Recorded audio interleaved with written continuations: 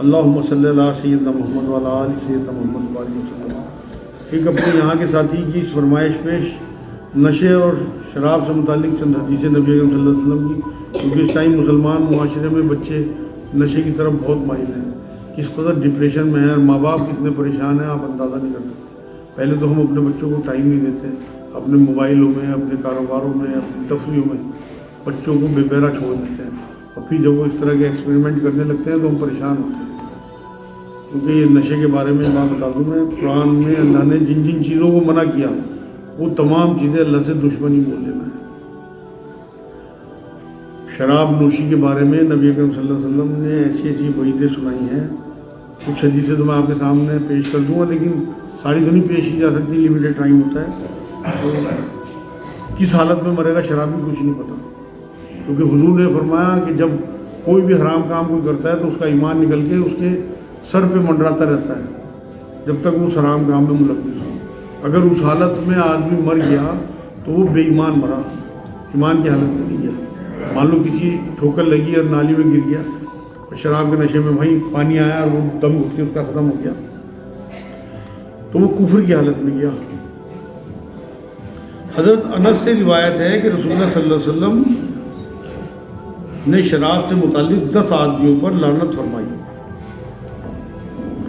ایک تو دوسروں کے لیے شراب بنانے والے پر، خود اپنے لیے شراب بنانے والے پر، اس کے پینے والے پر، اس کے پلانے والے پر، شراب کسی کے لیے لے کر جانے والے پر، اور جس کے لیے شراب لے جائے اس پر، شراب بیچنے والے پر، شراب خریدنے والے پر، شراب تحفے میں دینے والے پر، اور شراب کی فروخت کی آمدنی صرف میں لانے والے پر۔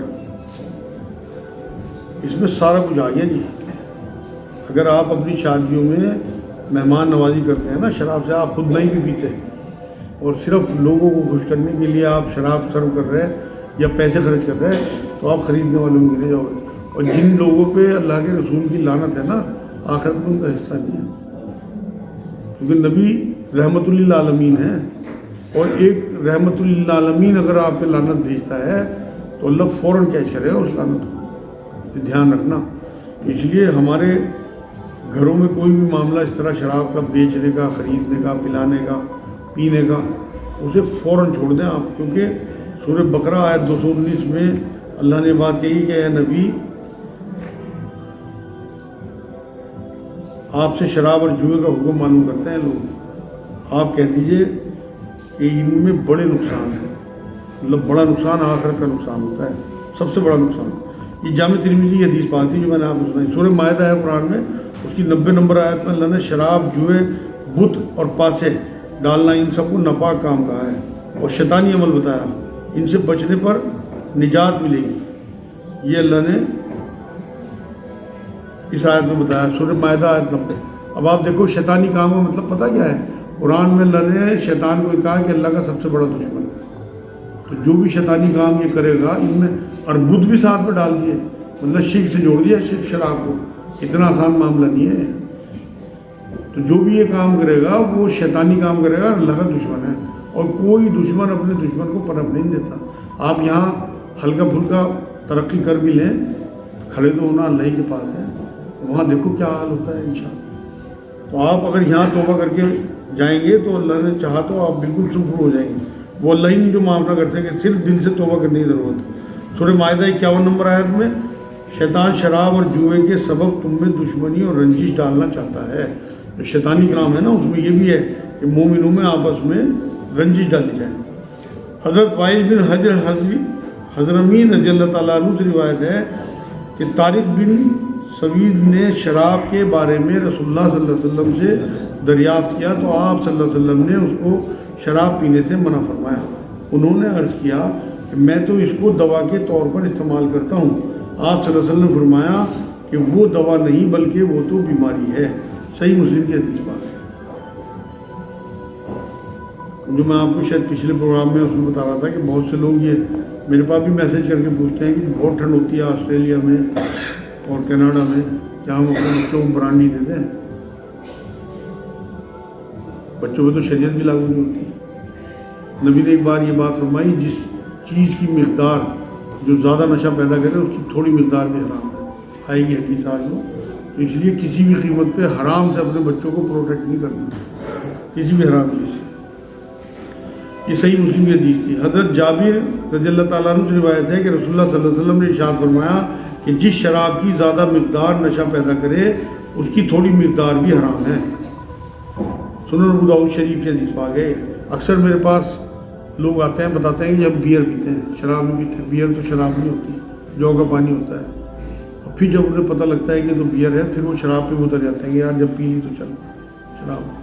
ہر شراب پینے والی کی شروعات اکثر لڑکوں میں جو نئے لڑکے ہیں بیئر سے ہوتی ہے. جی اس حدیث سے پتہ لگتا ہے کہ جس کی تھوڑی مقدار بھی نشہ پیدا کرے اس کی زیادہ مقدار جو اس کی تھوڑی مقدار بھی حرام ہے. حضرت نعمان بن بشیر رضی اللہ تعالیٰ عنہ سے روایت ہے کہ رسول اللہ صلی اللہ علیہ وسلم نے فرمایا کہ گیہوں سے بھی شراب بنتی ہے اور کھجور سے بھی شراب بنتی ہے، انگور سے بھی شراب بنتی ہے اور شہد سے بھی شراب بنتی ہے. جامع ترمذی کی حدیث پاک ہے. مطلب یہ فرمایا کہ ان چیزوں سے شراب بنتی ہے لیکن یہ چیزیں حرام نہیں ہیں. اسی لیے جو سوال بار بار آتا ہے کہ الکوہل حرام ہے کیا، آج کے دور میں زیادہ شراب جو ہے الکوہل سے بنتی ہے. تو الکوہل جو ہے اس کے باقی استعمال جائز ہیں بالکل، ورنہ یہ چیزیں بھی حرام ہوتی ہیں. ذکر نبی نے فرمایا گیہوں ہے، شہد ہے، انگور ہے، یہ تو آپ بڑے مزے سے کھاتے ہو. الکوہل کے بارے میں ضرور سوال کرتے رہتے ہیں لوگ. تو اس لیے الکوہل کی چاہے وہ عطر میں استعمال ہو، چاہے وہ ہومیوپیتھی کی دوائی میں استعمال ہو، یا ویسے ڈاکٹر کسی کو بتا دے تو بالکل جائز ہے، جس طرح سے یہ چیزیں جائز ہیں. حضرت ابو مالک اشعری رضی اللہ تعالیٰ عنہ سے روایت ہے کہ میں نے رسول اللہ صلی اللہ علیہ وسلم سے خود سنا. آپ صلی اللہ علیہ وسلم ارشاد فرماتے تھے کہ میری امت میں سے کچھ لوگ شراب پئیں گے اور اس کا کوئی دوسرا نام رکھیں گے. سنن ابو داؤد شریف کے حدیث پاک ہے. آج جو ہے وہ کھانسی کی دوائی کے طور پہ بہت سی کھانسی کی دوائی میں نشہ ہوتا ہے، وہ نشے والی چیز ہے. اگر ہم یہ سمجھیں نا کہ جائز ہے، جائز نہیں ہے. وہ ڈاکٹر ریکمنڈ کرے آپ کو تو جائز ہے، حالانکہ اس میں الکوہل کی مقدار ہوتی ہے، لیکن اگر دوائی کے طور پہ ڈاکٹر لکھتا ہے تو پھر ٹھیک ہے، ورنہ حرام ہے آپ کے لیے. اگر آپ اس نیت سے پی رہے کہ مجھے نشہ ہوگا، جیسے پنچر کی ٹیوب وغیرہ کے بارے میں نے سنا ہے کہ وہ لوگ سونگتے ہیں پنچر کی ٹیوب، ان کی نیت ہی وہاں نشہ پیدا کرنا ہے اپنے اندر، تو وہ سب حرام ہیں جو نشے کی چیزیں ہیں. سورہ نساء ہے اس کی 43 نمبر آیت میں کہا کہ جب تم نشے میں ہو تو نماز کے پاس بھی نہ جاؤ جب تک تم اپنے الفاظ سمجھنے نہ لگو. مطلب دماغ اور زبان جو ہے وہ ہماری ایک ہو. اب ہم سوچیں کہ آج جو ہم نمازیں پڑھتے ہیں اس میں شراب تو نہیں پی ہوئی ہوتی، نشے میں نہیں ہوتے، مگر دماغ ہمارا اپنی دکانوں پہ، اپنے مدرسوں میں، اپنے گھروں میں اور اپنے کاموں میں ہوتا ہے. ہمیں پتہ نہیں ہوتا ہماری زبان کیا پڑھ رہی ہے، ہمارے دماغ کو پتہ نہیں ہوتا. تو یہاں جب اللہ نے یہ بات کہی ہے نا، اس کے پیچھے حکمت ہے. جب تک ہم سمجھنے نہ لگے نا نماز نہیں ہے. آپ ٹکرے مار کے آ گئے مسجد میں، آپ نے نیت باندھی، اس کے بعد آپ کو سلام پھیرتے ہوئے امام صاحب سے یاد آیا میں نماز میں تھا، آپ نے پوری نماز جو ہے وہ خیالات میں گزار دی. آپ کے دماغ کو آپ کی زبان کا پتہ نہیں ہے. اسی طرح اپنی نمازوں میں بھی سنتیں ہم پڑھتے ہیں، پتہ نہیں کہاں سے کہاں دھیان جاتا ہے. تو جب تک دماغ اور زبان آپ کی ایک نہیں ہوگی نماز اللہ تک پہنچ نہیں رہی. سورہ حج کی 2 نمبر آیت میں جس دن تمام دودھ پلانے والی عورتیں اپنے بچوں کو بھول جائیں گی، حاملہ اپنے حمل گرا دیں گی، لوگ متوالے جیسے نشے میں وہ نظر آئیں گے مگر وہ متوالے نہیں ہوں گے بلکہ عذاب دیکھ کر بے ہوش ہو رہے ہوں گے. یہ بڑی عجیب و غریب آیت ہے قرآن کی. اس میں اللہ رب العزت نے نقشہ کھینچا ہے قیامت کا کہ وہاں یہ حشر ہوگا لوگوں کا کہ لوگ نشے کی سی حالت میں ہوں گے جو عذاب والے ہوں گے. تو نشہ جو ہے وہ یہاں پہ نشے کی جو حالت ہے نا وہ عذاب ہے. آپ کسی کو پڑے ہوئے دیکھیں سڑک پہ نشے میں تو آپ یہ نہ سمجھیں کہ یہ بیچارہ ہے، بلکہ وہ اللہ کے عذاب میں ہے. ہمیں تو ترس آنے لگتا ہے نا، تو وہ بالکل اللہ کی طرف سے عذاب میں ملوث ہے. حضرت عبداللہ بن عمر رضی اللہ تعالیٰ عنہ سے روایت ہے کہ رسول اللہ صلی اللہ علیہ وسلم نے فرمایا کہ ہر نشاور چیز شراب کی مصداق ہے اور حرام ہے، اور جو کوئی دنیا میں شراب پیے اور اس حال میں مرے کہ برابر شراب پیتا ہو اور اس نے توبہ نہ کی ہو تو وہ آخرت میں جنت کی شراب طہور سے محروم رہے گا، اللہ جنت میں نہیں جا پائے گا. صحیح مسلم کی حدیث پاک ہے. یہ شراب سے متعلق حدیثیں تھیں. یہ بات ذہن میں رکھ لیں کہ اگر آپ اپنے بچوں کو وقت نہیں دیں گے تو باہر کے لوگ انہیں وقت دیں گے، وہ چکنے کے لیے بیٹھے ہیں. تو اس لیے میری رائے یہ ہے کہ اپنے موبائل باہر رکھ کے جایا کریں گھر سے. گھر میں جو پیسے والے ہیں لینڈ لائن لگوانے یا ایک چھوٹا فون رکھ لیں ایمرجنسی کے لیے کسی کا فون آئے. اسمارٹ فون بند کر دیں. اپنے بچوں کے ساتھ لوڈو کھیلنا, اپنے بچوں کے ساتھ کرکٹ کھیلنا, اپنے بچوں کے ساتھ کھانا کھانا, وقت گزارنا, اللہ رسول کی باتیں کرنا, یہ ساری چیزیں وہ ہیں جو آپ کو اللہ کی طرف سے ملی ہوئی ہیں, جائز ہے کہ وہ آپ کو اپنے بچوں کا دوست بنا دیں گے. ورنہ آپ یقین کریں وہ دوسرے دوست بنائیں گے اور وہ پھر دوست اللہ کے دشمن بنا دیں گے. تو اس لیے دعا بھی کریں اور سمجھیں اس بات کو کہ ہمیں اپنے بچوں کو نشے سے دور رکھنے کے لیے ان سے دوستی کرنی پڑے. ہم اپنے وقتی مزے کے لیے بچوں کو اپنے آخرت ان کی خراب کر رہے ہیں. ہمیں یہ تو فکر ہوتی ہے کہ ہمارے بعد ہمارے بچوں کا کیا ہوگا, لیکن ہمیں یہ بھی فکر کرنی ہے کہ ان کے بعد ان کا کیا ہوگا. ہم جس طرح سے چھوڑ کے جا رہے ہیں نا انہیں جس حالت میں, آخرت ان کی داؤں پہ لگی ہے. اب کسی کے ذہن میں کوئی سوال ہو تو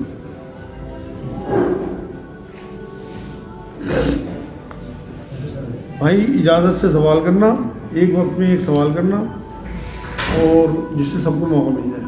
جی بھائی. رات کو جب انسان ڈرنک کر لیتا ہے وہ صبح غسل کر لے, وہ کتنے گھنٹے بعد پاک ہوگا؟ وہ ان کا سوال یہ ہے کہ رات کو کسی نے ڈرنک کی, صبح کو اس نے غسل کر لیا, کتنے گھنٹے کے بعد پاک ہو؟ ہاتھ کے ہاتھ پاک ہوگا اگر اس نے توبہ کر لی. اصل میں تو میں نے بتایا نا, جب تک بے ایمان ہے وہ, جب تک اس نے ڈرنک کر رکھی ہے, اور اگر اس نے توبہ کر لی تو ایمان اس کے اندر آ گیا. ساری شرائط جو ہیں اللہ کی, اس کے رسول کی, پاکی کی, سب ہاتھ کے ہاتھ. ایسا تھوڑی ہے کہ 3 گھنٹے کے بعد غسل کرنے کے بعد وہ پاک ہو گیا, طہارت حاصل ہو. ہاتھ کے ہاتھ پڑھے, غسل کرے, نماز پڑھے. یہ جدید علم, جدید ہتھیار, جدید سواری قرآن کی کس صورت میں؟ ان کا سوال یہ ہے جدید علم, جدید ہتھیار, جدید سواری. دیکھو یہ تو میرے حوالہ تو یاد نہیں ہے, مگر قرآن یہ کہتا ہے کہ علم والے جو ہیں نا وہ علم و عمل والے جو ہیں وہ علم والوں سے زیادہ بہتر ہیں. اور یہ سورۃ توبہ کی آیت ہے, میرے یاد آ رہی سورۃ توبہ کی آیت ہے جو آپ پوچھ رہے ہیں. تو علم حاصل کرنا ہتھیاروں کا ہو, ان کے ذخیرے کا ہو, جیسے آج کی ٹیکنالوجی ہے اسے, مگر یہ تب ہوگا جب ہمارے مدرسے میں جو اصلی تعلیم ہے وہ پڑھائی جائے اور ہمارے اسکولوں میں دینی تعلیم پڑھائی جائے. مطلب ان کے دونوں کے میل سے ہوگا. جب تک ہمارے عالموں میں اور ہمارے اسکول والوں میں دوریاں ہیں تب تک یہ ہوگا نہیں, کیونکہ دین کا اور دنیا کا علم ایک ہی علم ہے. ہمیں ضرورت ہے ایمان والوں کو اس وقت. قرآن یہ کہتا ہے کہ جیسی بھی تمہاری استطاعت ہو ہتھیار اپنے تیار رکھنا. آپ کو علم ہی نہیں ہوگا, آپ کی یادی کی بھی نہیں ہوگی چیزیں. آپ اس ٹائم کوئی تلواروں سے اور تیروں سے تھوڑی لڑ سکتے ہو. اس ٹائم تو آپ کو میزائلوں کی ضرورت ہے, بموں کی ضرورت ہے. اور آپ کی اگر پڑھائی نہیں ہوگی, آپ نے ریسرچ کی بھی نہیں ہوگی, آپ نے وہ جو ہے سائنس نہیں پڑھی ہوئی ہوگی, تو آپ کیسے ایجاد کر لیں گے؟ آج جو اتنی ترقی ہے یہودیوں کی آپ کو نظر آ رہی, اس کی وجہ یہ ہے کہ صرف انہوں نے ٹیکنالوجی سیکھی ہے, پوری دنیا پہ حاوی ہے اس وقت. تو بنا پڑھائی کے نہیں ہو سکتا بھائی. کیا شیطان بہت بڑا عالم تھا؟ ان کا سوال یہ ہے کہ شیطان بہت بڑا عالم تھا.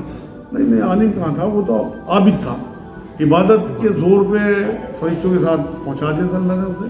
عالم نہیں تھا. اگر عالم ہوتا تو قرآن تو یہ کہتا ہے کہ علم والے ہی اللہ سے ڈرتے ہیں.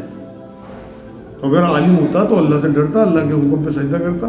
عالم تھے جبرائیل علیہ السلام, کہ فرشتوں کے سردار ہونے کے باوجود اللہ کے آگے, آدم علیہ السلام کے آگے جھک گئے اللہ کے حکم پہ. اس نے انکار کیا. یہ عالم تھوڑی تھا. عالم تو وہ تھے, علم تو انہیں تھا کہ جو اللہ حکم دے رہا فوراً مجھے مان لینا چاہیے, چاہے وہ فرشتوں کے سردار تھے.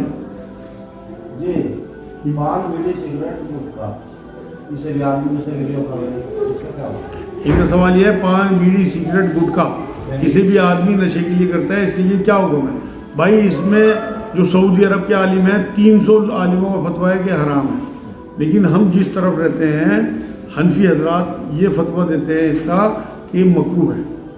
اور مائی عائشہ یہ فرماتی ہیں کہ جب مشکل اور آسان میں سے کچھ چننا ہو تو آسان چن لیا کرو. ہم ایک دم اگر حرام کا فتویٰ لگا دیں گے نا اس پہ, تو پھر لوگوں کا چھوڑنا تو مشکل ہو جائے گا. اسے جن حالات سے لوگ گزر رہے ہیں, یہ ایک سہارا ہے لوگوں کو. نشہ نہیں ہے, نشہ تو وہ ہے نا کہ آدمی کو ہوش ہی نہ رہے اپنا. اس کی مان لو 100 بیڑی ہی پی لو, آپ تب بھی ہوش میں رہو گے. ٹھیک ہے, اگر آپ 10 بیئر کی بوتلیں پی لو گے تو بے ہوش ہو جاؤ گے. تو وہاں جو حدیث ہے نا, وہ جو آپ پوچھ رہے ہیں جس مقصد سے کہ جس کی زیادہ مقدار نشہ پیدا کرے اس کی تھوڑی مقدار حرام ہے, وہ اس پہ اپلائی نہیں ہوتی، کیونکہ آپ 10 ڈبے سگریٹ کی پی لو آپ کو نشہ ایسا نہیں ہوگا کہ آپ ٹون ہو جاؤ۔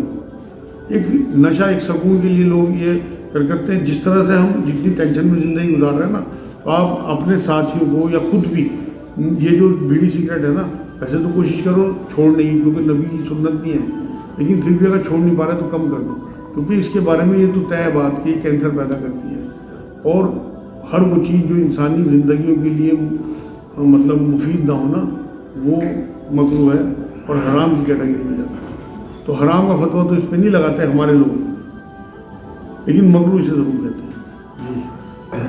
بدر میں حضور صلی اللہ علیہ وسلم نے اگلے دن مرنے والے کافروں کی جگہ بتا دی تھی، کیا انہیں علم غیب تھا؟ بڑا اچھا سوال ہے بھائی۔ ہاں بھائی، ان کا سوال یہ ہے، حدیثوں میں روایتوں میں بات آتی ہے کہ نبی اکرم صلی اللہ علیہ وسلم نے ایک دن پہلے صحابہ کرام کو نشاندہی کرتی تھی کہ یہاں ابو جہل مرے گا، یہاں عتبہ مرے گا، یہاں فلاں مرے گا۔ تو کیا حضور کو علم غیب تھا؟ علم غیب نہیں ہوتا، علم غیب تو صرف اللہ کو ہے۔ اپنے غیب کے علم میں سے اللہ جسے جتنا دینا چاہے وہ اپنے نبیوں کو دیتا تھا سب سے زیادہ، نبیوں کے بعد بھی لوگوں کو دیتا ہے۔ اب بہت ساری چیزیں جو میں آپ کو بتاتا ہوں آپ کو نہیں پتہ ہوتی، بہت ساری چیزیں جو میں اپنے استادوں سے سنتا ہوں مجھے بھی پتہ نہیں ہوتی، تو وہ میرے لیے غیب تھا، میں نے ان سے سنا مجھے علم آ گیا۔ آپ کے لیے اب بھی غیب ہے جو مجھے پتہ ہے، بہت ساری چیزیں آپ کو پتہ ہیں اور بہت سارے لوگوں کو نہیں پتہ۔ تو نبی اکرم صلی اللہ علیہ وسلم کو یہ بات قرآن کہتا ہے کہ یہ اپنی طرف سے کوئی بات نہیں کہتے، بلکہ جو اللہ ان سے کہلواتا ہے وہ بات کہتے ہیں۔ تو اللہ کی طرف سے انہیں اشارہ ہوا ہوگا اور وحی آئی ہوگی۔ یہ صرف قرآن کی وحی نہیں آتی تھی نبی اکرم صلی اللہ علیہ وسلم، بلکہ جو حدیث قدسی ہے نا وہ بھی وحی کے ذریعے جبرائیل علیہ السلام آگے بتاتے تھے۔ اسی طرح نبی اکرم صلی اللہ علیہ وسلم کی جو بھی حدیثیں ہیں وہ بھی اللہ کی طرف سے ہی انہیں آرڈر ہوتا تھا یہ بات کرو۔ جب انہوں نے یہ بات کہی کہ یہاں یہ مرے گا یہاں یہ مرے گا تو اللہ کی طرف سے اشارہ ہوا، تبھی انہوں نے بتایا۔ تو وہ علم غیب نہیں ہوا، بلکہ اللہ کے علم غیب میں سے اس نے جتنا جس نبی کو دینا چاہا وہ دیا، ان میں سب سے زیادہ نبی اکرم صلی اللہ علیہ وسلم کو ملا۔ حضرت عمر نے کتنے میل مربع 65 پہ خریدی؟ 65,000 یا 22,000؟ 22,000 میل مربع۔ 22 پہ۔ ہاں جی، ان کا سوال یہ ہے کیا نبیوں سے بھی حساب ہوگا؟ ہاں بھائی بالکل حساب ہوگا نبیوں سے، قرآن کی تو یہی بات ہے۔ اور آخری خطبے میں بھی جب اللہ کے رسول صلی اللہ علیہ وسلم نے پورا خطبہ بیان کر دیا تو آخر میں لوگوں کی طرف اشارہ کر کے یہ بات کہی کہ میں نے تم تک بات پہنچا دی، سب تک بات پہنچ گئی، سب نے کہا کہ آپ نے حق پہنچا دیا۔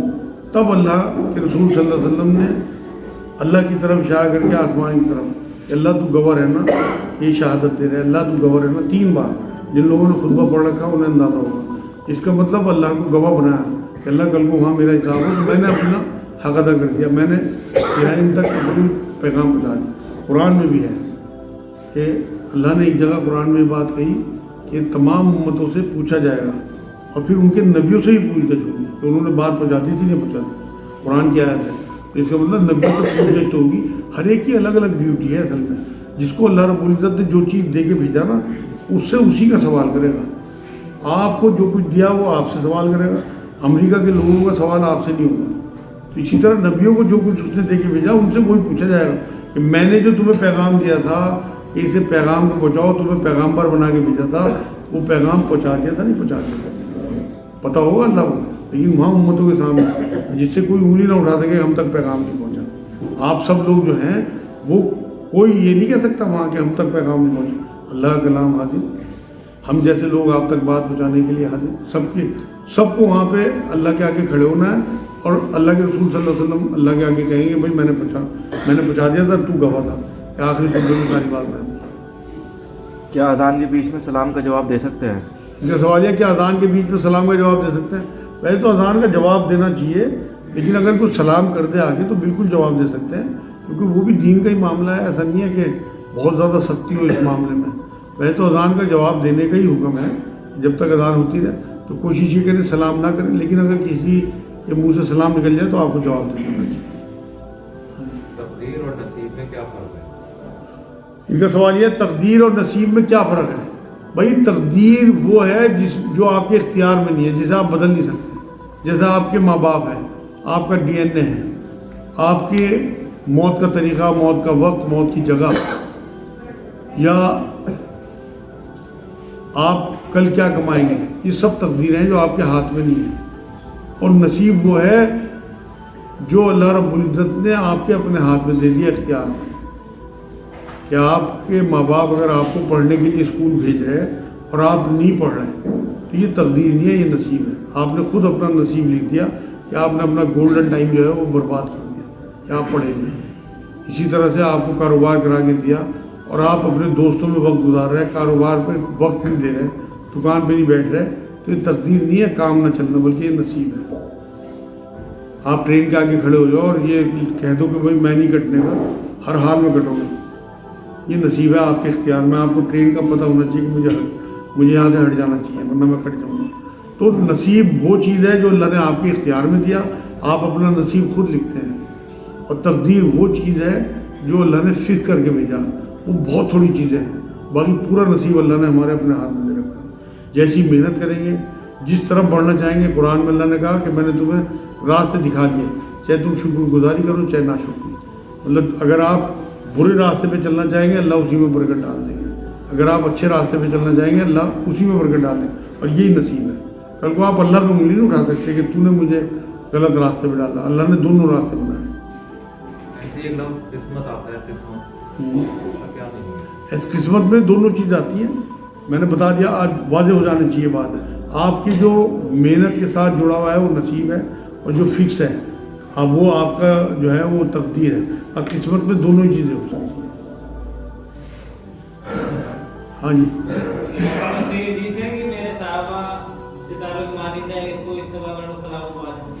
ان کا سوال یہ ہے کہ ایک حدیث ہے کہ میرے صحابہ جو ہے وہ ستاروں کی مانند ہے، کسی ایک کی بھی اتباع کر لو تو فلاح پا جاؤ گے۔ ہاں حدیث تو ہے، کچھ لوگ اسے ضعیف کہتے ہیں، کچھ اختلاف ہے اس میں، لیکن ٹھیک حدیث ہے بالکل۔ یہ تو کیا صحابہ غلطیوں سے پاک؟ ان کا سوال ہے کہ صحابہ غلطیوں سے پاک ہے؟ نہیں، صحابہ غلطیوں سے پاک نہیں ہے، لیکن اللہ ان سے راضی ہو گیا۔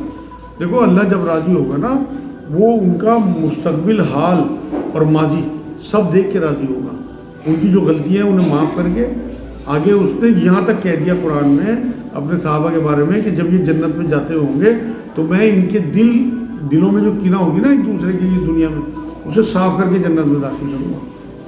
تو کینہ تو تھی ایک دوسرے کے لیے، کمپٹیشن بھی تھا، اور ایسی ایسی حرکتیں بھی ہوئی کہ ان پہ حدیں جاری ہوئی۔ شرابی بھی صحابہ نے ظلم کرے، اپنی بچیوں کو دفن کیا، ان کی پھر حدیں جاری ہوئی، اور کون سا ایسا ظلم ہے جو ان لوگوں نے نہیں کیا اس وقت، لیکن پھر وہ جب ان کے نیتیں اور ان کے اعمال اور ان کے نبی اکرم صلی اللہ علیہ وسلم سے محبت انہیں صحابی بنا گئی، اور اللہ نے قرآن میں کہہ دیا، مینشن کر دیا قیامت تک کے لیے کہ یہ میرے سے راضی ہو اور میں ان سے راضی ہوں۔ تو اللہ جب راضی ہو گیا ان سے تو پھر وہ ہمارے لیے ستاروں کی مانند ہے۔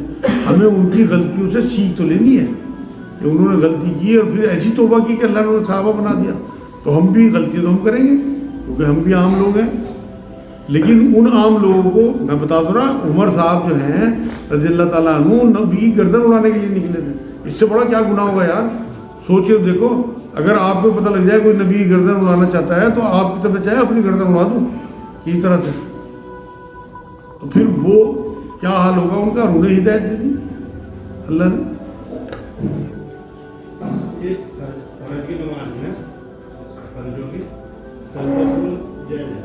ان کا سوال یہ فرض نمازوں میں سجدہ سہو جائز ہے؟ اگر آپ امام صاحب کے پیچھے پڑھ رہے ہیں پھر تو آپ کو سجدہ سہو نہیں کرنا، نہیں صاحب امام صاحب نے کرا، ہاں وہ مطلب جو امام تھا، ان کا سوال یہ ہے امام صاحب نے سجدہ سہو کیا اور سب سے کرایا، بالکل جائز بات ہے بھائی، ان سے کوئی غلطی ہوئی ہوگی، انہوں نے سجدہ سہو کیا تو آپ ان کے مقتدی ہیں، آپ کو بھی سجدہ سہو کرنا۔ پہلی رکعت میں سجدہ سہو پہلی رکعت میں نہیں ہوتا، سجدہ سہو آخری رکعت میں ہوتا ہے، یہ تو غلط کرا اس نے، پہلی رکعت میں سجدہ سہو نہیں ہوتا، وہ تو نماز آپ لوگوں کو بھی دہرانی چاہیے اپنی، اسے معلومات ہی نہیں ہوگی، یہی تو چکر ہے، ممبر پہ ایسے ایسے لوگ تو بیٹھ گئے آج کل کے، انہیں معلومات ہی نہیں ہے، اب وہ اٹھا کے نماز پڑھا دی، اس نے بتایا سب کی نماز خراب کر دی۔ اگر آپ اس مسجد میں جاؤ تو اعلان کرنا اس بات کا کہ بھائی فتویٰ لو اس بارے میں، میری بات نہ کرنا، کیونکہ میری بات تھوڑی سنیں گے وہاں، آپ تو یہ کہو بھائی فتویٰ لے لو اس بارے میں، نہیں کوئی بات ہی نہیں کرنی ہے آپ نے، تو آپ اعلان کر دینا بھائی فتویٰ لو اور دوبارہ دہرا دو اس نماز، انشاءاللہ قبول ہو جائے گی۔ آپ کچھ پوچھ رہے تھے بھائی؟ کا جواب دینا ہے. ایک آدمی پہلی مسجد کے اندر ہے, وہ تلاوت میں یا تصویر میں مبتلا ہے, تو اسے بھی جواب دینا ہے. تلاوت میں مبتلا ہے قرآن کی, آج یا تصویر پڑھ رہا ہے, ہاں, تو اس ٹائم اذان ہو رہی ہے, تو اسے جواب دینا ہے. ان کا سوال یہ ہے کہ اگر کوئی تلاوت کر رہا ہے, تسبیح پڑھ رہا ہے, اذان ہونے لگے, تو کیا اس کا بھی جواب دینا؟ بالکل جواب دینا بھائی, نبی کا حکم ہے کہ آپ اپنی تلاوت روک دیں, اذان سنیں اور اذان کا جواب بھی دیں. آپ کچھ پوچھ رہے تھے. جو عشاء میں وتر پڑھے جاتے ہیں, کیا انہیں فجر میں بھی ادا کریں؟ ان کا سوال یہ ہے عشاء میں جو وتر پڑھے جاتے ہیں کیا فجر میں ادا کیے جا سکتے ہیں؟ نہیں بھائی, وتر ایک اپنی الگ نماز ہے جو فجر سے پہلے پہلے آپ کو پڑھنی ہے. نبی اکرم صلی اللہ علیہ وسلم کا معمول یہ تھا کہ آخری وقت میں وتر پڑھتے تھے, اور یہ حکم بھی دیکھے گیا کہ وتروں کو اپنی آخری نماز بناؤ. تو لوگ کیونکہ تھکے ہوئے ہوتے ہیں سارے دن کے کام کرے ہوئے, تو عشاء کے ساتھ انہیں جوڑ دیا گیا. تو ویسے وتر بالکل الگ نماز ہے عشاء. تو آپ لوگ اگر وتر اس ٹائم چھوڑتے بھی ہیں, جن لوگوں کا تہجد کا ارادہ ہوتا ہے وہ وتر عشاء میں نہیں پڑھتے بلکہ تہجد کے بعد پڑھتے ہیں. یہی نبی کا طریقہ تھا.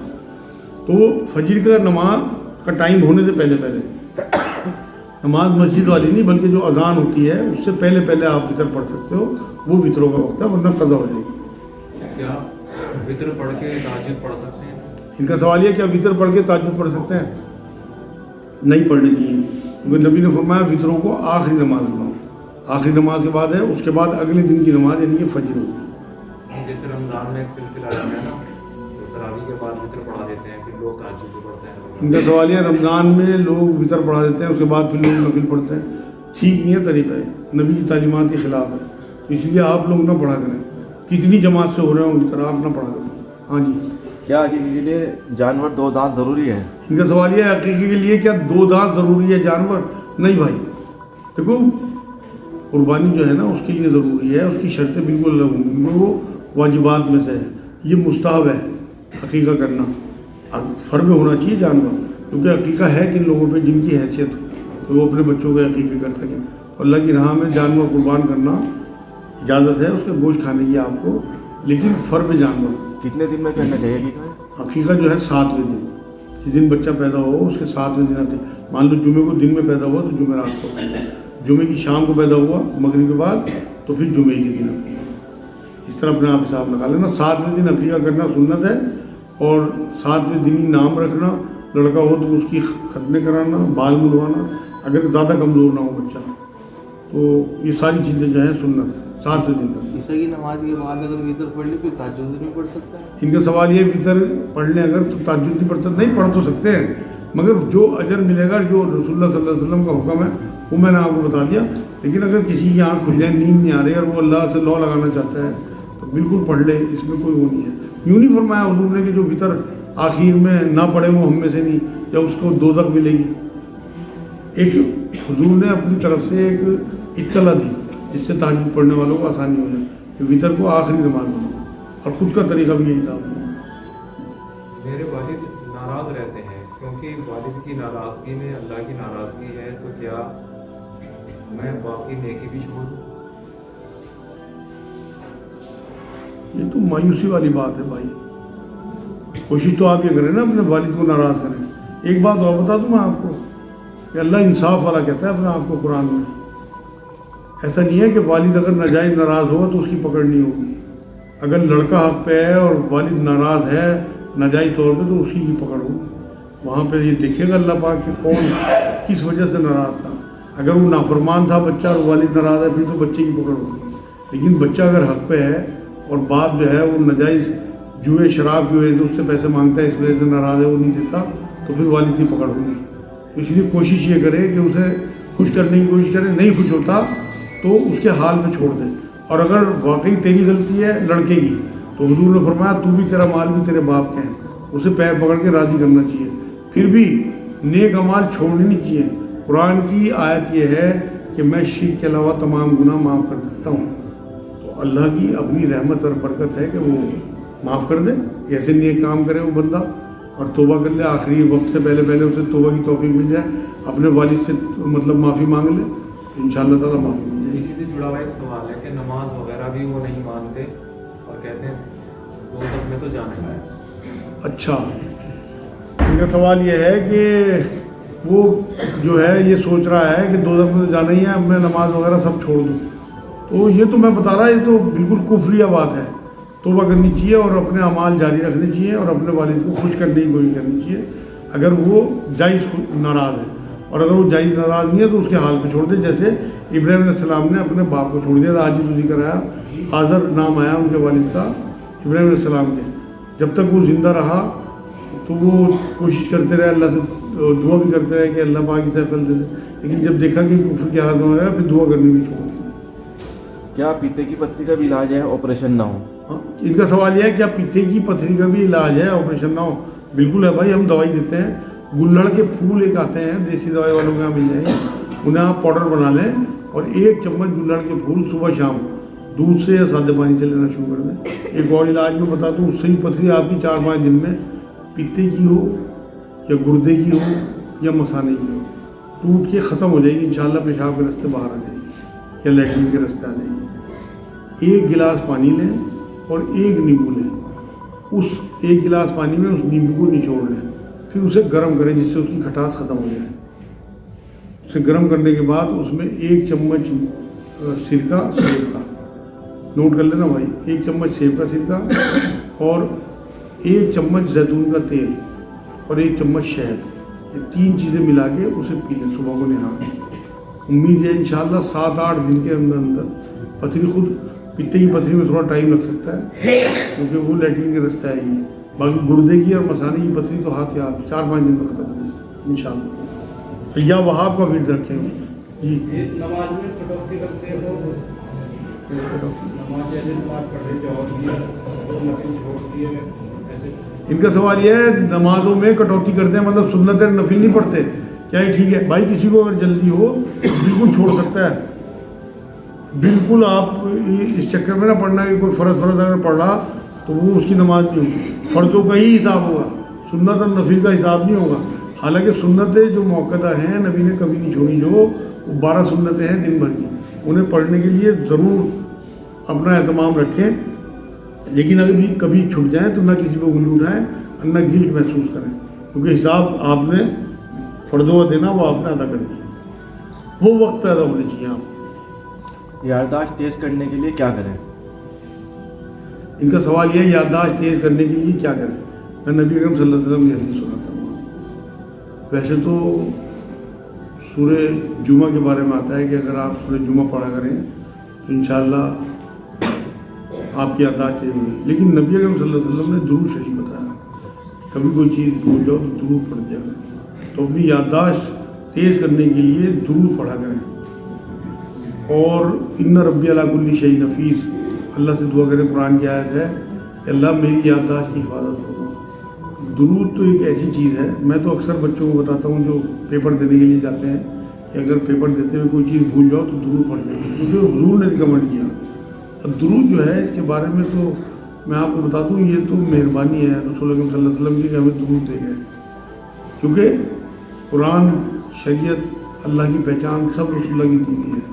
تو اگر ہم ان پہ رحمتیں بھیجنے کی ریکویسٹ کرتے ہیں اللہ سے تو یہ ہماری شکر گزاری ہوگی، کیونکہ نبی نے فرمایا جو بندوں کا شکر ادا نہیں کرتا وہ اللہ کا بھی شکر ادا نہیں کرتا. تو اگر ہم درود نہیں پڑھتے نا دن میں تو ہم اللہ کے رسول صلی اللہ علیہ وسلم کا شکریہ ادا نہیں کرتے. کیونکہ آپ کو جو دین پہنچایا نا وہ رسول اللہ نے کتنی مشقتوں کے ساتھ پہنچایا. کسی دن اسی پہ بات کریں گے آپ دہاڑے مار کے رونے لگیں گے، ایسی کیسی مشقتوں کے ساتھ آپ نے دین پہنچایا. ہمارے ایک نو مسلم بھائی کا سوال ہے کہ انہوں نے کلمہ تو پڑھ لیا لیکن ان کی فیملی کہتی ہے کہ تم ادھر ہی رہو، اسلام کی طرف ہی رہو، لیکن جو ہندوؤں کے تہوار ہے نا اس میں ہمارے یہاں آ جایا کرو، شریک ہو جایا کرو. تو انہوں نے کہنا ہے کہ اس میں کیا کریں. یہ کہنا ہے کہ اسلام بھی یہ سکھاتا ہے کہ ماں کا دل نہ دکھایا جائے. بڑا اچھا سوال ہے بھائی. کوئی کسی نے کلمہ پڑھ لیا، مسلمان ہو گئے، لیکن ان کے گھر والے کہتے ہیں رہو چاہے وہیں لیکن ہمارے تہواروں میں آتے رہو، اور یہ اسلام کہتا ہے کہ ماں کا دل نہ دکھایا جائے. بھائی اسلام یہ نہیں کہتا. اسلام یہ کہتا ہے کہ ماں باپ کی بے حرمتی نہ کرو، ان کے تمام کہنے مانو، مگر جہاں میرا حق ہو، جہاں میرا حکم ہو وہاں ان کی نہیں ماننی، وہاں اس کی ماننی ہے جو حق لے کے آیا نبی اکرم صلی اللہ علیہ وسلم. قرآن کی آیت بتا رہا میں آپ کو. اس لیے یہ تو انہوں نے غلط بات جوڑی کہ سب حکم ماننے. اگر وہ شرک کا حکم دیتے ہیں، مان لو دیوالی پہ وہ بتوں کی پوجا کرتے ہیں تو کوئی ایمان نہیں ان کا رہا. اس لیے ایمان میں آنے کے بعد اتنی جرت آ جانی چاہیے ان کے ایمان میں. دیکھو صحابہ اکرام کے کیا کیا ہوئی تھی. جو پہلی شہادت آپ کو یاد دلاؤں میں حضرت یاسر اور حضرت سمیہ کی. انہیں ابو جہل یہی تو کہہ رہا تھا کہ انہیں بدھ کو کہتے کہ لات اور جو کون کون سے بدھ اس کے ہاتھ میں تھے, ہاں تو انہیں کہتے کہ ہم انہیں مانتے ہیں, اللہ بھی مانتا ہے. انہوں نے تو کہا کہ تو کچھ ہی کر دے. حضرت خباب رضی اللہ تعالیٰ عنہ کا ذکر آتا ہے کہ ایسے ایسے انہیں ٹارچر کیا گیا کہ اس طرف بتوں کو بھی مان لو. ان کی کھال جو ہے نا وہ جل جاتی تھی, انگاروں میں لٹا دیا جاتا تھا. تو اگر اس طرح سے ہوا کرتا تو پھر تو بہت ہی آسان ہو جائے گا, ہمارے لیے بھی آسان ہو جائے گا. بھائی ہم بھی دیوالی کے بت پوجا کریں گے جا کے ان کے ساتھ, بھائی ہماری آپس میں محبت بڑھے گی. لیکن قرآن تو بہت سخت ہے اس معاملے میں کہ آپ سے دلی محبت بھی نہیں کرنی مشرکوں سے, چاہے تمہارے رشتہ دار ہی ہوں. قرآن کی آیت بتا رہا میں آپ کو. جو لوگ ایمان میں آ جاتے تھے, یہ جو تھے نا ابو بکر صدیق صاحب, جنگ بدر تک ان کا جو بیٹا تھا وہ ایمان نہیں لایا تھا. تو جب ایمان ہم میں آ گئے ان کے بیٹے تو ان کہنے لگے ابا حضور جنگ بدر میں آپ 3 بار میری تلوار کے نیچے آئے, مگر میں نے باپ ہونے کا لحاظ کیا, آپ کو چھوڑ دیا. ابو بکر صدیق صاحب کا جملہ سنیے کہ میں اللہ کی قسم کھا کے کہہ رہا اگر تو ایک بار بھی میری تلوار کے نیچے آیا تھا تیری گردن اڑا دیتا. یہ ہے ایمان. نیکی اختیار کرنے کی شروعات کیسے کریں؟ بڑا اچھا سوال ہے بھائی.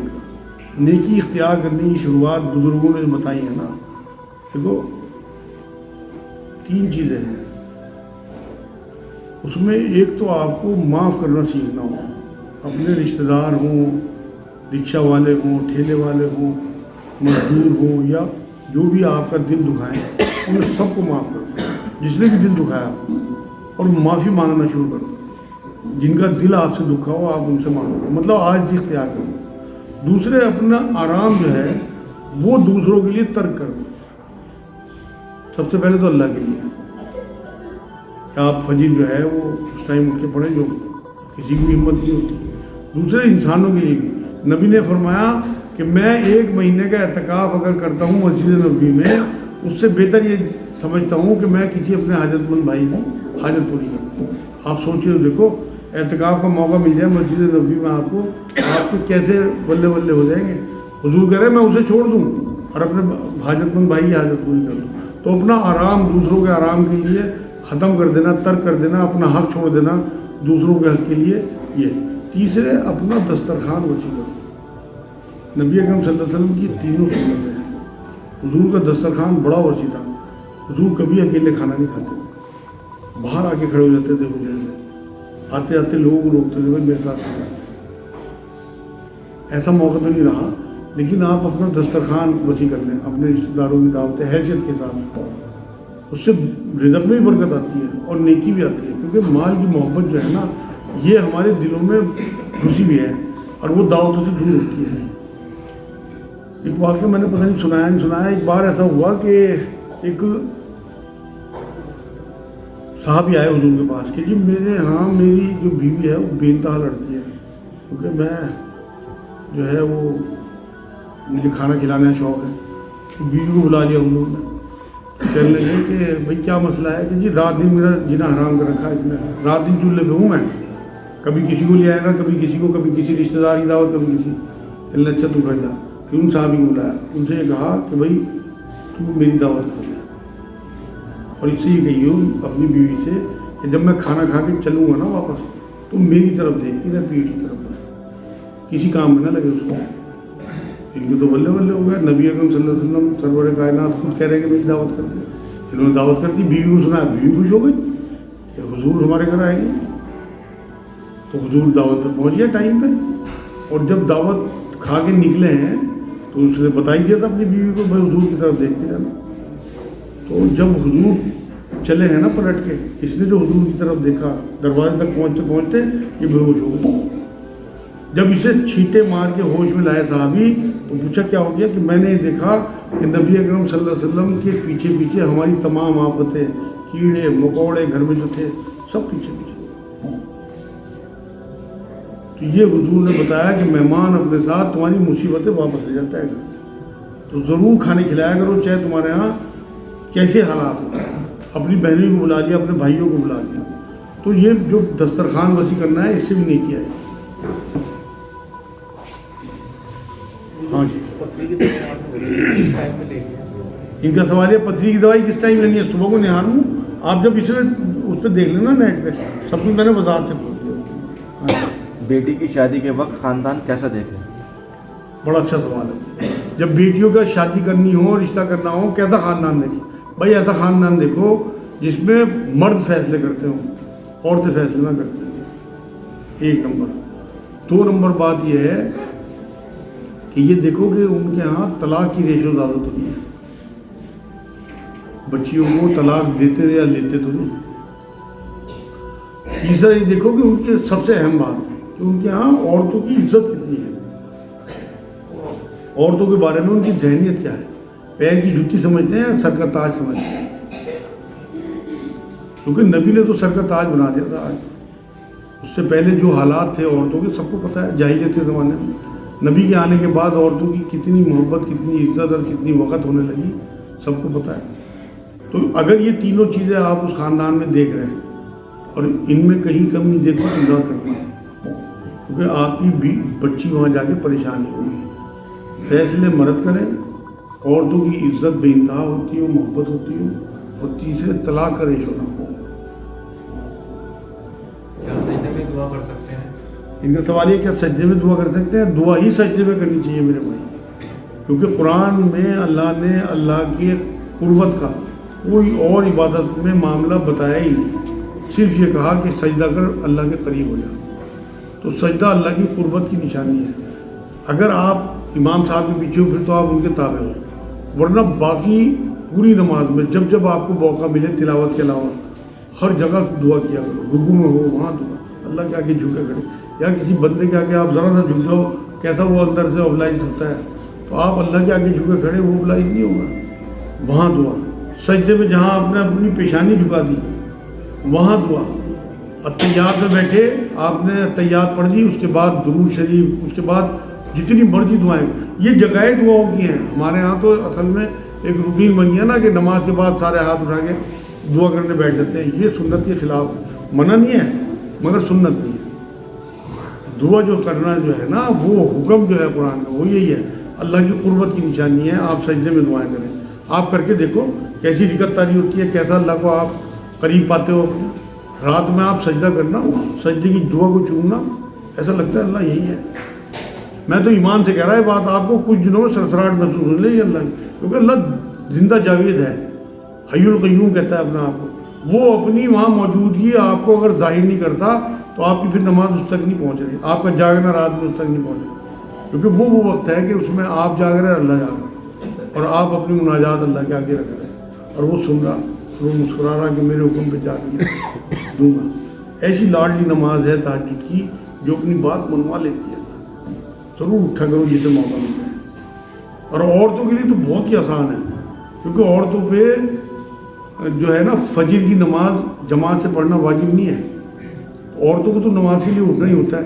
اول ٹائم اٹھنے کی کوشش کریں، اس سے 15 منٹ پہلے اٹھ جائیں، 2 کر کے 2 نفل پڑھ دیں اور پھر اللہ کے آگے گر جائیں. اتنے میں فجر کا وقت ہو جائے فجر پڑھیں. عورتوں کے لیے زیادہ آسان ہے مردوں کے بنسبت. لیکن جس مرد نے بھی اپنی ایک میں واقعہ سناؤں آپ کو. ایک بزرگ تھے، شبلی نام تھا شاید ان کا. انہی کے بارے میں بات آتی ہے کہ جب ڈیتھ ہوئی نا ان کی، اسی دن رات میں اپنے ایک شاگرد کے خواب آئے تو اس نے پوچھ لیا شاگرد نے کہ حضرت بخشش ہو گئی. کہ بھائی بہت مشکل سے ہو گئی لیکن بہت مشکل. کیا چیز کام آئی کہ راتوں میں جاگنا. تو ضرور جاگا کرو رات میں. یہ وہ وقت ہے کہ اللہ آپ کے بڑا قریب ہوتا ہے. اور اپنی ساری بات کسی مولوی، کسی عامل، کسی کی ضرورت نہیں. آپ اللہ سب سے بڑا بزرگ اور سب کچھ کرنے والا، مطلب وہ یہ کہتا ہے کہ میں حی القیوم بھی ہوں اور قادر مطلق ہوں. آپ کی ہر چیز کو ماننے، جاننے اور سمجھنے والا. آپ نہ بھی مانگو تب بھی اسے پتہ ہے. اور جب آپ مانگو گے، گڑ گڑاؤ گے تو مانگنا اسے بہت پسند ہے. وہ تو جب ناراض ہو جب آپ نہ مانگو. دنیا میں تو آپ 2-4 بار کسی کے پاس چلے جاؤ ناراض ہونے لگے گا، یار روز کا کام کر لیا. اس سے اگر آپ نہ مانگو جب ناراض ہو، یار کیوں نہیں مانگ رہا، جب میں نے حکم دیا تجھے مانگ، روز مانگ. اتنا پریشان کرو اللہ کو ماننے بعد وما علینا الا البلاغ. اللہم صلی علی سیدنا محمد وعلی آل سیدنا محمد وبارک وسلم۔ اے اللہ تو ہمارے گناہوں کو معاف فرما دے، یا اللہ تو رحمت فرما دے، یا اللہ تو فضل فرما دے، یا اللہ تو کرم فرما دے، یا اللہ اپنے رسول، اپنے دین، اپنی کتاب، اپنی مخلوق کی محبت ہمارے دلوں میں کر۔ یا اللہ ہم دوسروں کے کام آنے والے بنے، یا اللہ ہم اپنے آرام کو بھول کے دوسروں کے آرام کی کوششوں میں لگ جائیں۔ یا اللہ پاک ہمیں ظلم سے، حسد سے، جلن سے، بغض سے ہماری حفاظت فرما، گالی گلوچ سے، غصے سے، بغض سے ہماری حفاظت فرما، نمبر 2 مال بیچنے سے، حرام کمائی سے ہماری حفاظت فرما، عورتوں پہ ظلم کرنے سے ہماری حفاظت فرما، ہماری عورتوں کو بے پردگی سے بچا، اپنے میاؤں کی، اپنے خامندوں کی بے حرمتی سے بچا۔ یا اللہ ہمیں اپنے بڑے بزرگوں کی عزت کرنے اور چھوٹوں سے شفقت کرنے کی توفیق عطا فرما۔ یا اللہ پاک ہمارے یہاں بیٹھنا قبول فرما، ایمان والی آسان زندگی، ایمان والی آسان موت فرما۔ یا اللہ یہاں جو لوگ آتے ہیں ان کے جو مسائل ہیں، یا اللہ انہیں اپنی رحمت سے، اپنی شان سے دور فرما دے۔ یا اللہ جو لوگ نہیں آ پا رہے ہیں ان کی بھی مسائلوں کو حل فرما دے، جن کی بچیاں بیٹھی ہیں ان کے رشتے کرا دے، جن کے اوپر قرض ہیں ان کے قرض اتروا دے، جن کے کاروباروں میں نقصان ہو رہا ہے انہیں نقصان کو فائدے میں بدل دے، انہیں حلال روزی عطا فرما۔ یا اللہ صحت مند زندگی عطا فرما، ایمان والی آسان زندگی، ایمان والی آسان موت عطا فرما، حضور کی حد درجے کی محبت عطا فرما، حضور کی خوابوں میں زیارت نصیب فرما۔ یا اللہ پاک ہمارا بیٹھنا قبول فرما، یہاں جو ہم نے باتیں کی اس میں کسی قسم کا کوئی شر ہو ہماری دماغوں سے دور فرما، جتنے بھی خیر کے پہلو ہماری زندگی میں اتار دیں۔ یا اللہ ہمیں 5 وقت کا پکا سچا خشوع والی نمازیں پڑھنے کی توفیق عطا فرما۔ یا اللہ اس توفیق کو جاری ساری فرما، اس میں برکت فرما، ہم نے جو عشاء پڑھی اسے قبول فرما، صبح فجر کی توفیق عطا فرما، تہجد میں اٹھنے کی توفیق عطا فرما۔ یا اللہ جو اب تک کے گناہوں نے معاف فرما، آگے گناہوں سے بچنے کی توفیق عطا فرما۔ شیطان تیرا دشمن ہے، یا اللہ ہمارا بھی دشمن ہے، ہماری اس سے حفاظت فرما۔ یا اللہ ہم نے جو مانگا، جو مانگنے سے رہ گیا، محض اپنے فضل و کرم سے قبول فرما۔ سبحان ربک رب العزت عما یصفون وسلام علی المرسلین والحمد للہ۔